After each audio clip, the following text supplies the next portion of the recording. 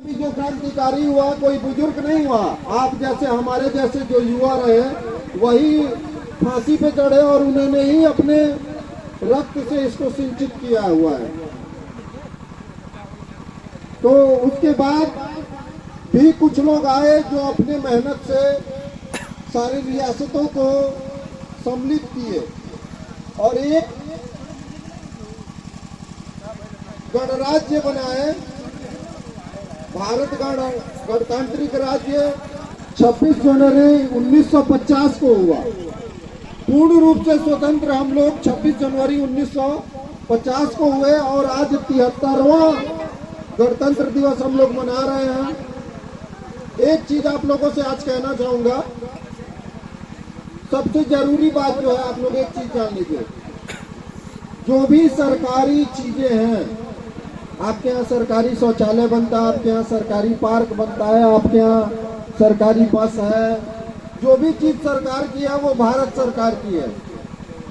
उसको अपने घर की आप जितनी सहूलियत से अपने घर के चीजों को रखते हैं उससे ज्यादा सहूलियत से आपको वो राष्ट्र के धरोहर को रखना चाहिए सहूलियत से। तो इसको ध्यान रखिए। और तिरंगा ये राष्ट्रीय पर्व हरदम इसलिए मनाया जाता है कि बार बार आपको याद दिलाया जाए, बार बार आप इस इतिहास को जाने कि कैसे कितने कठिन परिश्रम से हम लोगों के जो गार्जियन रहे, जो अपना बलिदान देके सिंचित किए, कितना कठिन तपस्या उन लोगों का रहा। कई सौ वर्षों के कठिन तपस्या के बाद ये ध्वजारोहण करने का हम लोग को मौका मिला और आज हम लोग 73वां ध्वजारोहण कर रहे हैं गणतंत्र दिवस के अवसर पे। तो आप लोग इसको बरकरार रखें। जितने लोग सेना की तैयारी कर रहे हैं नियमित रूप से आप लोग लगे रहिए। जो भी आप तैयारी कर रहे हैं, कोई आईएएस की कर रहा है, कोई सेना की कर रहा है, जो भी हम लोग तैयारी करते हैं, कोई व्यापार कर रहा है, सब लोग अपनी सेवा तो करते हैं, अपनी मेवा काटते हैं, लेकिन अगर ईमानदारी से किया जाए तो वो सारे कार्य राष्ट्र निर्माण में एक एक ईंट होती है। जो कार्य जो भी ईमानदारी से करता है वो एक ईंट होती है राष्ट्र के निर्माण के तरफ। और जितना ईमानदारी से हम लोग जितना नैतिकता से किसी कार्य को करेंगे वो ये तिरंगा का मान सम्मान पूरे विश्व में उतना ही ज्यादा फैलेगा। एक खास बात आप लोग को बता दे,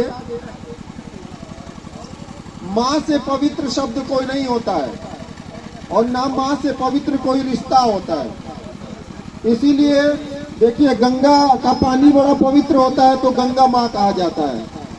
धरती में आप कुछ भी बोइए तो वो कुछ आपको फल फूल करके ही देती है, इसीलिए धरती माँ कहा जाता है। और पूरे विश्व में हमको गर्व है, आपको गर्व होना चाहिए कि पूरे विश्व में एकमात्र राष्ट्र ऐसा है जिसको माँ की संज्ञा दी गई है और वो भारत माता है। अकेला एक ऐसा पूरे विश्व का राष्ट्र है जिसको माँ की संज्ञा दी गई है। देखिए माँ सबसे पवित्र इसलिए होती है, माँ हमारी निश्चित है। माँ तीन है, एक हमारी माँ, एक धरती माँ और एक भारत माता। इन तीनों की रक्षा के लिए हम लोगों को तत्पर रहना चाहिए।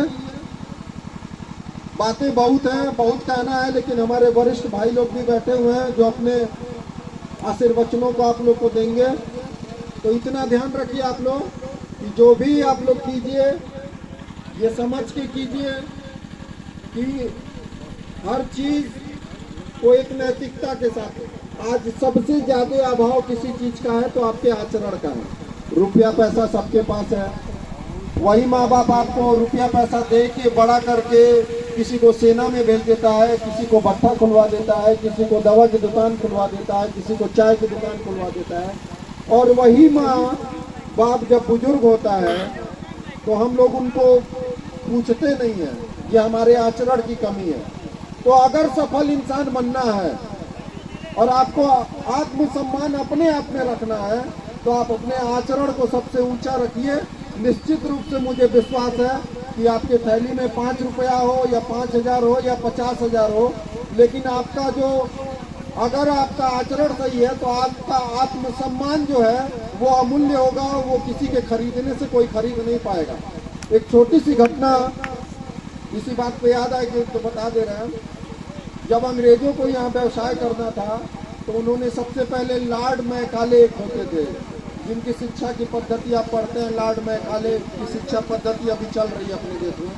तो वो जब आया तो यहाँ से गया और ब्रिटिश संसद में पहुंचा तो उससे पूछे लोग कि भाई हिंदुस्तान पे कैसे हम व्यापार कर सकते हैं, कैसे उसको अपना गुलाम बना सकते हैं। तो उन्होंने एक ही लाइन कही थी, उन्होंने लिखा कि हिंदुस्तान में जो नैतिकता है, जो उनका आचरण है, उस अगर ऐसा आचरण रहा तो कभी उनको गुलाम नहीं बनाया जा सकता है। तो अंग्रेजों ने कहा क्यों? तो उन्होंने कहा कि वहाँ की जो गुरुकुल पद्धति है, शिक्षा पद्धति, उसमें ईमानदारी और नैतिकता ही सिखाई जाती है, और जब तक आदमी बेईमान नहीं होगा कोई बाहरी आपके बीच नहीं घुस सकता है। तो आज हम लोग मुंह से तो बहुत ईमानदार हैं और कर्म से बड़े बेईमान हो चुके हैं। तो अपने अंदर आप लोग ईमानदारी रखिए और देखिए वो शिक्षा पद्धति बदली, हम लोगों को आकर्षण दिखाई देने लगा पश्चिमी सभ्यता के प्रति। तो आज हम लोग का आचरण कितना गिर गया है, इस पे ध्यान देना है। और आज आप लोगों से एक ही चीज मांगेंगे हम, जितना सम्मान आप लोग इस झंडे को देते हैं उतना ही सम्मान आप अपने माता पिता को जरूर दीजिए, और माता पिता को सम्मान देंगे तो इस झंडे के प्रति सम्मान आपके मन में वैसे ही आ जाएगा। आचरण पे विशेष ध्यान दीजिए। और दूसरी बात, इस जो हम लोग का एक स्टेडियम छोटा सा है जहाँ से सेना में लोग जाएंगे, पुलिस विभाग में जाएंगे, जो भी तैयारी यहाँ होती है, किसी बच्चे को अगर धनाभाव में उस लड़के को कोई दिक्कत आती है तो यहाँ नंबर मेरा होगा ही सबके पास। ये मेरा आप लोगों से वादा है और मेरा निवेदन भी है कि अगर किसी को कोई दिक्कत आती है, किसी के पास शूज नहीं है, किसी के पास जाने का किराया नहीं है, किसी के पास फार्म भरने का पैसा नहीं है, किसी को और तैयारी करने की किसी असुविधा आती है, तो उसके लिए मैं आप लोगों को उपलब्ध रहूँगा। आप लोग जब भी चाहेंगे हमसे संपर्क कीजिएगा और उस लड़के की पूर्ति कराइएगा। वो लड़का ईमानदार जो हो, जो करना चाहता हो कुछ, उसकी सारी सुविधाएं मैं भरसक कोशिश करूंगा कि मैं जितना अधिक से अधिक कर सकता हूं मैं करूंगा। जय हिंद, जय भारत। बोलो भारत माता की, भारत माता की।